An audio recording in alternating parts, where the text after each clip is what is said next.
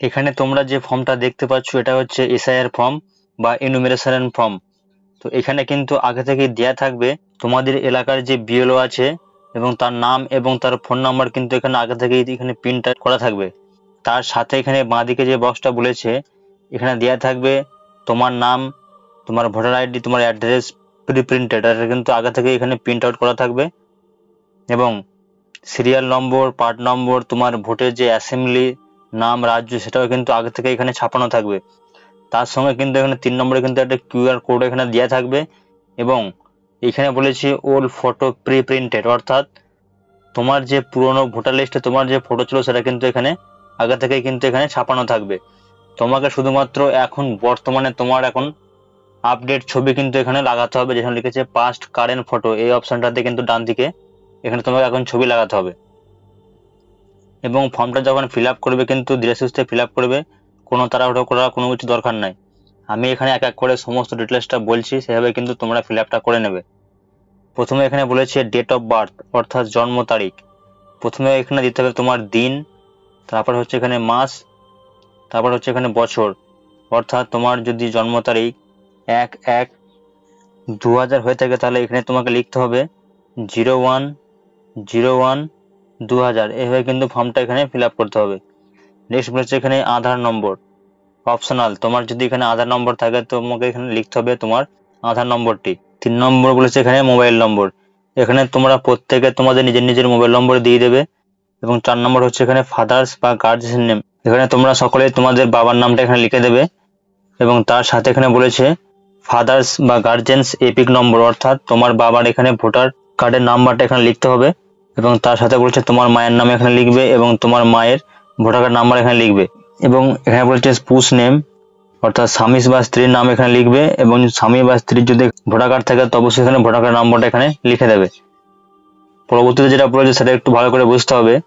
এখানে বলেছে details of elector in the electoral roll of the last SIR, অর্থাৎ 2002 সালে যে এসআইআরটা হয়েছিল সেখানে যদি তোমার নাম থাকে তাহলে তুমি এটাকে ফিল আপ করবে, তা নাহলে কিন্তু তোমাকে এটা ফিল আপ করতে হবে না।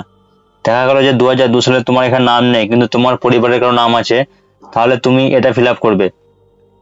এখানে বলেছে details of the relative whose name is given in the previous column in the last SIR, অর্থাৎ 2002 সালে যে এসআইআরটা হয়েছিল সেখানে যদি তোমার কারো পরিবারের নাম থাকে তুমি সেটা ফিল আপ করবে। এখানে তোমাকে লিখতে হবে, এখানে যদি তোমার পরিবারে কোনো তোমার বাবার কিংবা তোমার মায়ের নাম থাকে তাহলে সেখানে তুমি লিখবে এখানে নেম, তোমার বাবার নাম লিখবে, তোমার বাবার ভোটার কার্ড নম্বরটা লিখবে। নেক্সট হচ্ছে রিলেটিভস নেম, এখানে তোমার বাবার নাম লিখবে এবং রিলেশনশিপ তোমার সাথে আর কি সম্পর্ক সেটা লিখবে। এখানে লিখবে ডিস্ট্রিক্ট, জেলার নাম, এখানে হচ্ছে রাজ্যের নাম, এটা হচ্ছে বিধানসভার নাম। এবং এই যে নিচের অংশটা আছে এখানে লিখবে বিধানসভার নাম, পার্ট নম্বর, সিরিয়াল নম্বর, 2002 সালে যে ভোটার লিস্টের নাম আছে সে অনুযায়ী কিন্তু তোমাকে ফিল আপ করতে হবে। সেখানে হচ্ছে বিধানসভার এখানে নাম্বারটা লিখতে হবে, এখানে পার্ট নম্বর এবং সিরিয়াল নম্বর। এটা হচ্ছে যাদের নিজের নাম নেই 2002 সালে কিন্তু পরিবারের কারো নাম আছে তারা এটা ফিল আপ করবে। এবং কারো যদি 2002 সালে ভোটার লিস্ট নাম থাকে তাহলে সে নিজে এটাই ফিল আপ করতে হবে। সেখানে তার নাম লিখবে, এপিক নম্বর লিখবে, তার বাবার নাম লিখবে, তার সাথে সম্পর্ক সেটা লিখবে, ডিস্ট্রিক্ট হচ্ছে জেলার নাম লিখবে, রাজ্যের নাম লিখবে এবং সেখানকার বিধানসভার নাম লিখবে এবং নাম্বার, পার্ট নম্বর এবং সেল নম্বর ফিল আপ করবে যদি তার নিজের 2002 সালে যদি ভোটার লিস্টের নাম থাকে। অর্থাৎ উপরের যে অংশটা আছে এটা কিন্তু সবাইকে এটা ফিল আপ করতে হবে। এবং নিচের দিকে যেটা বলেছে 2002 সালে যদি ভোটার লিস্টে কারোর নাম না থাকে, যদি কোনো পরিবারের নাম থাকে তাহলে সেটা ফিল আপ করবে এবং যদি তার নিজের নাম থাকে তাহলে সেটা ফিল আপ করবে। সব কিছু ফিল আপ করার পর নিচের দিকে আসবে এবং এখানে কিন্তু তোমাকে সই করতে হবে। এখানে প্রত্যেকে নিজের নিজের নাম অথবা লেফট থাম ইমপ্রেশন করতে হবে এবং নিচের দিকে কিন্তু এখানে বিএলও এখানে সাইন করবে। তো এই হলো সম্পূর্ণ ডিটেলস এসআইআর ফর্মটা ফিল আপ করার। তো তোমরা ভিডিওটা দেখে কিন্তু সহজেই ফর্মটা ফিল আপ করে নিতে পারবে এবং তোমাদের যদি কোনো বুঝতে কিছু অসুবিধা হয় তো অবশ্যই আমাকে কমেন্ট করে জানাবে, আমি তোমাদেরকে সাহায্য করব। এবং 2002 সালের ভোটার লিস্ট কীভাবে ডাউনলোড করবে তার কিন্তু ভিডিও আমি আগে দিয়েছি, এই লিঙ্কটা আমি আমার ডেসক্রিপশন বক্সে দিয়ে দেবো, সেখান থেকে তোমরা কিন্তু এটা দেখে নেবে।